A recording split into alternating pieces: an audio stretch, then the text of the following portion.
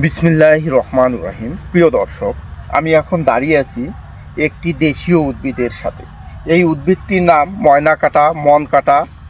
বিভিন্ন অঞ্চলে বিভিন্ন নাম রয়েছে। দেখুন কাঁটাগুলো কত ধারালো এবং শক্ত। এই এই প্রতিটি ডালে 3টি করে কাঁটা থাকে সাধারণত। চারিদিকে কত চমৎকার দৃষ্টিনন্দন এবং এগুলো অত্যন্ত শক্ত। প্রাচীনকালে লোকজন এই ময়না কাঁটা কিংবা মন কাঁটার ডাল লাঠি হিসেবে ব্যবহার করত এবং পশু পাখির আক্রমণ থেকে রক্ষা করার জন্য রাখত। আর অনেক দিন আগে প্রচলন ছিল, নবজাতকের মাথার চুল যখন প্রথম ফালানো হবে তখন এই মন কাঁটা কলা পাতার সাথে দুবরা ঘাস সহ দেওয়ার প্রচলন ছিল। এবং ময়না কাঁটার ফল অত্যন্ত সুস্বাদু এবং উপকারী একটি ফল।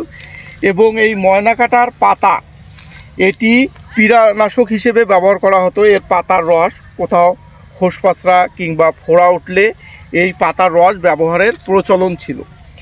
এই ময়না কাঁটা কিংবা মন কাঁটা এখন ধীরে ধীরে বিলুপ্তি হয়ে যাচ্ছে।